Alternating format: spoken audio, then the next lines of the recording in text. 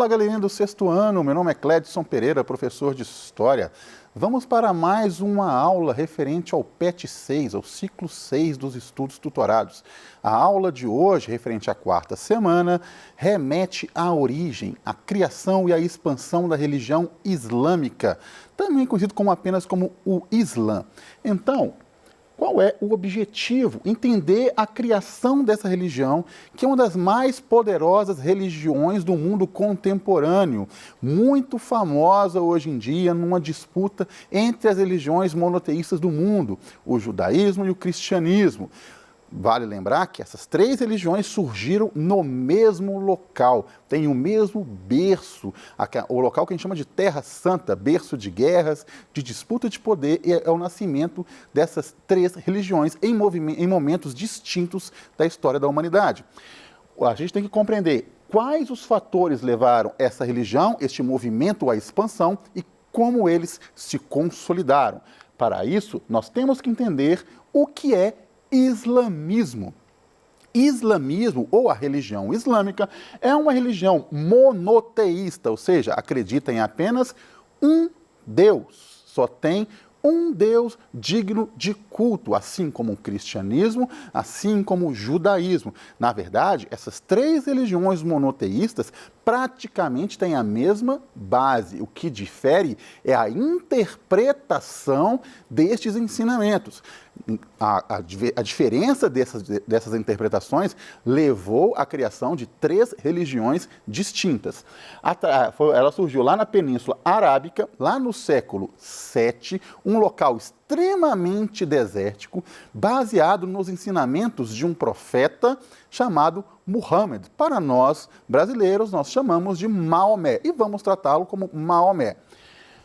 A religião islâmica, a palavra Islã, significa submissão, estar submisso a alguém, a alguma coisa. O adepto ou crente do islamismo é conhecido popularmente como muçulmano, que também significa submisso. Então a gente pode determinar que a religião islâmica, tendo como muçulmano como seu adepto, ela significa o quê? Submissão à vontade de Deus. Todo muçulmano, todo islâmico, ele se declara submisso, inferior à vontade da sua divindade suprema. Na verdade, o Deus deles, o Alá, que eles chamam, se pegarmos as três religiões monoteístas, o judaísmo, o cristianismo e o islamismo, a divindade é a mesma. A forma que ele vai ser mencionado, que ele vai ser interpretado, é que difere essas religiões. Para os muçulmanos, é Alá. Para o cristão, é simplesmente Deus. Mas a divindade é a mesma. Tá? Aqui nós temos um exemplo de homens prostrados em oração, em fé, o que acontece 5 vezes ao dia na religião islâmica. Tá? O local de origem, essa religião, o islamismo, vai surgir na Península Arábica, que é essa imagem que vocês estão vendo. A Península Arábica é um local extremamente desértico, extremamente quente, extremamente árido. Basicamente é o que chamamos hoje de Arábia Saudita. O islamismo vai surgir naquela região. Mas antes do islamismo, qual era a religião daquela sociedade, daquele continente? Eles eram politeístas. O regime de sociedade era tribal, ou seja, eram grupos familiares que determinavam suas próprias regras. Não existia uma unidade em torno de uma única sociedade. Era uma sociedade dividida em tribos, em grupos familiares. Os valores seguiam a lei de Talião. Qual é a lei de Talião? Vocês têm que lembrar lá da matéria que já foi dada a vocês, que vocês já estudaram, que era o surgimento da Babilônia, quando criou-se um primeiro código civil que determinava que um crime cometido deveria ser pago da mesma forma. Olho por olho, dente por dente, é a frase mais famosa da lei de Talião. Então, se você rouba Pela lei de Talião, você tem que ter a sua mão cortada. Se você fere alguém com violência, esta pessoa tem o direito de ferir você também. A lei de Talião era muito radical e era usada nesta sociedade, lá na Península Arábica, antes do islamismo. A religião politeísta animista, ou seja, eles tinham cerca de 368 divindades. 368 adorações, geralmente manifestando poderes da natureza. Eles não sabiam explicar a origem de um trovão, então criavam uma divindade para explicar este fenômeno da natureza, assim como a seca, assim como o rio, assim como o mar, assim como a colheita. Basicamente, quase toda religião politeísta daquele setor, pegando o norte da África, indo até a Grécia, tem a mesma base.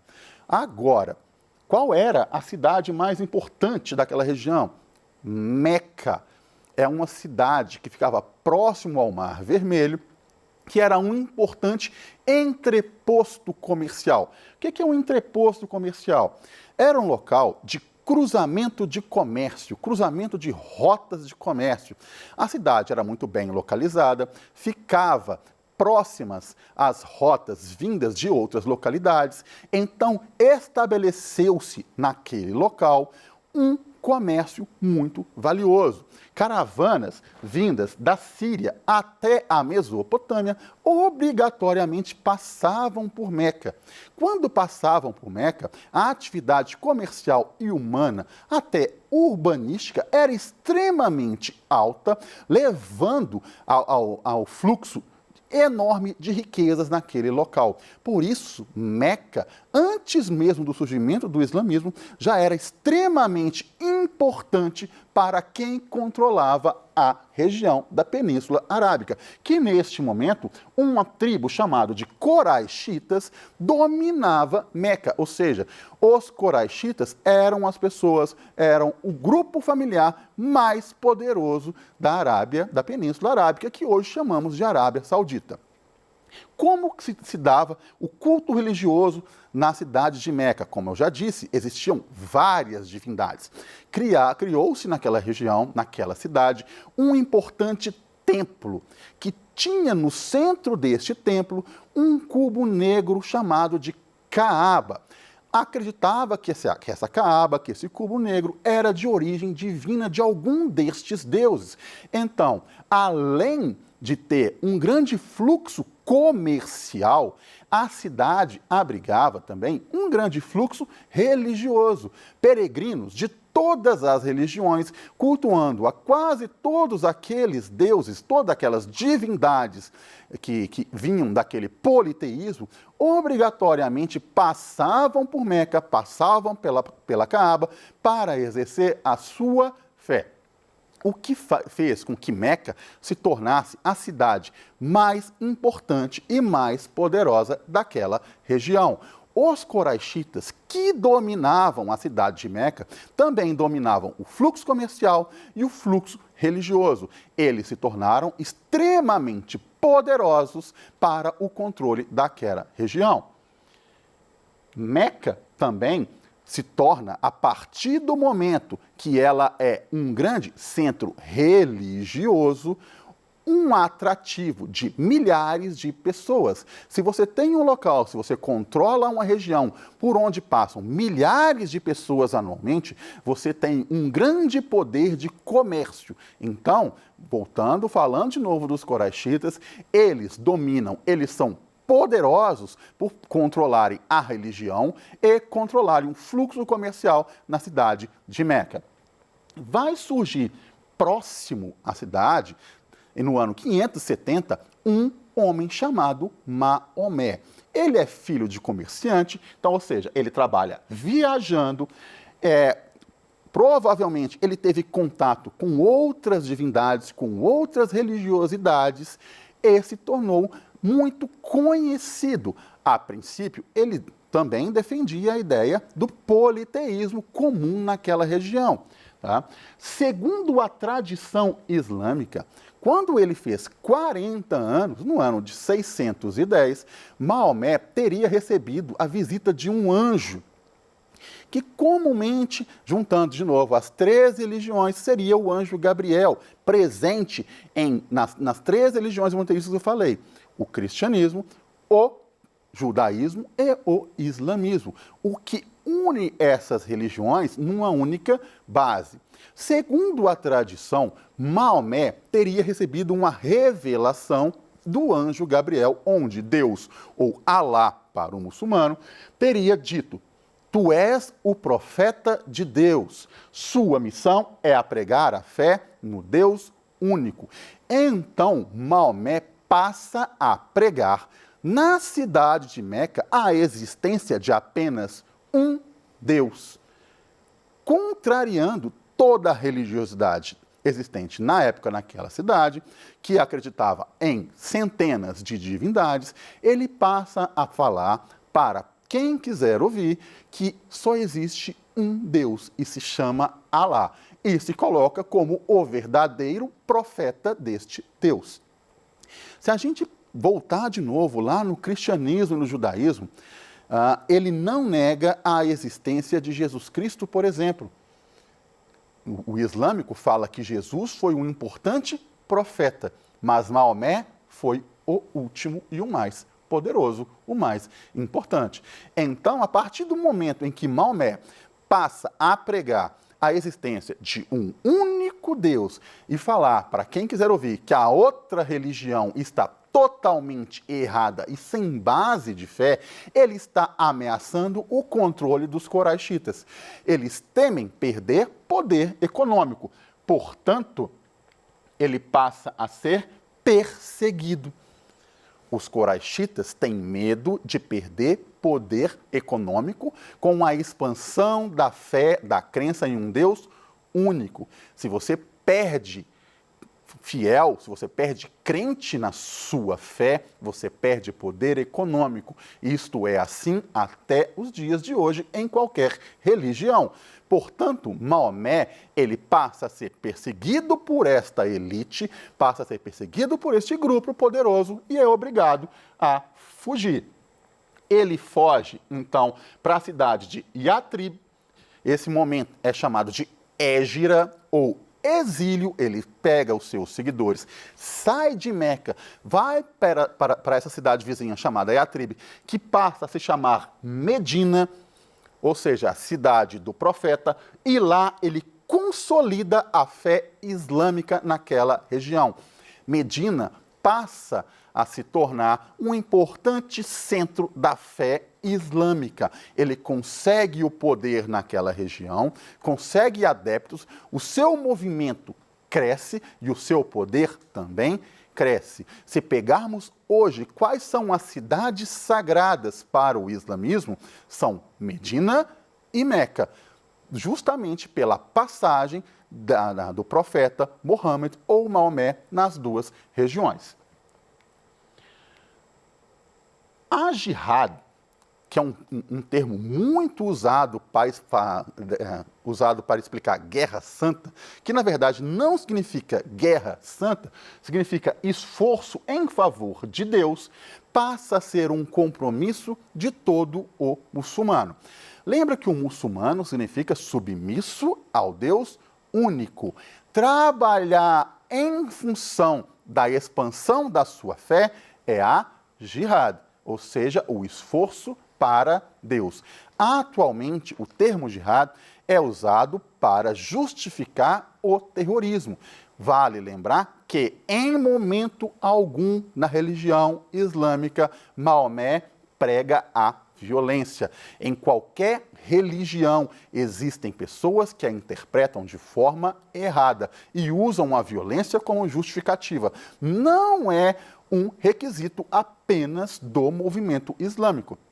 Se pegarmos na Idade Média, o próprio cristianismo promoveu ondas e ondas de assassinatos, teoricamente em favor da sua religião. Então, se você acredita que existe violência no islamismo, saiba que também existe no cristianismo. A questão de violência de uma religião é a interpretação que algumas pessoas fazem. Tá? Em 628, Maomé retorna poderoso a Meca. ele é aceito por grande parte daquela sociedade e ele transforma Meca num centro religioso islâmico. Os coraxitas aceitam o retorno de Maomé, ele transforma a Caaba num centro religioso islâmico, ou seja, dedicado ao Deus único, e Meca é considerada uma cidade sagrada. Até os dias de hoje, todo muçulmano tem por obrigação de, ao menos uma vez na vida, visitar a cidade de Meca. Agora, pouco tempo depois, o Maomé vai morrer. Quem vai ser o seu sucessor? Vai ter uma divisão de grupos políticos distintos. Vai começar uma divisão no islamismo que ocorre até os dias de hoje, porque Maomé não deixou explicitado quem seria o seu sucessor. Portanto, um grupo de aliados de um cara chamado Abu Bakr, ele era genro de Maomé, ele defendia os ensinamentos da Sunna, ou seja, ele era um sunita, que pregava que o mais velho, o mais ancião, deveria ser o sucessor ou califa de Maomé. Outro grupo defendia a sucessão por linhagem familiar, linhagem de sangue. Então, um primo de Maomé, chamado Ali, defendia que ele deveria ser o sucessor. Eles eram chamados de xiitas. Portanto, começa uma divisão entre os sunitas e entre os xiitas. Essa divisão, de disputa pelo poder da fé islâmica, existe até os dias de hoje. Logicamente, esse dilema vai passar para a sociedade, só que neste momento quem vai vencer é o grupo ligado a Abu Bakr. Os sunitas assumem o poder, ele se torna o califa, sucessor de Maomé. Durante o reinado dele, ele vai controlar toda a península da Arábia. Depois, o seu sucessor, chamado Omar, vai expandir o Islã para a região da Síria e a região da Mesopotâmia, Palestina e o Egito. O islamismo, a partir do governo de Omar, ele sai da Península Arábica, sobe em direção à Mesopotâmia e domina quase toda a região do norte da África. A dinastia Omíada, que vai de 661 a 750, vai estender até a Síria, transformando Damasco, naquele momento, na capital do mundo islâmico. Vai chegar à Pérsia, onde hoje é o Irã, o Afeganistão e até a Península Ibérica. O islamismo vai cruzar todo o norte da África, atravessar o mar Mediterrâneo e dominar a região que conhecemos hoje como Espanha e Portugal. Ou seja, o islamismo chega até a Europa e permanece lá por milhares de anos. Tá?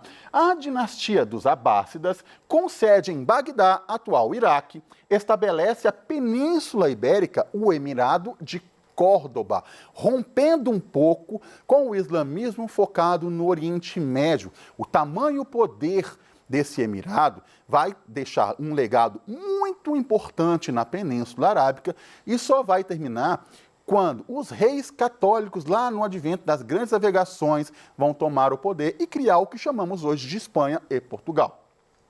Os turcos otomanos vão assumir o poder após a dinastia dos Abássidas e vai levar todo o islamismo para o leste europeu. Então, nós temos aqui, durante décadas, durante séculos, um movimento de expansão da fé de Maomé que vai englobar o norte da África, parte da Europa Oriental. Tá? Termina aqui a nossa aula. Espero que vocês tenham gostado. Lembre-se que islamismo não é sinônimo de terrorismo, o que difere é a interpretação que o próprio ser humano faz sobre esses ensinamentos. Até lá, até a próxima aula.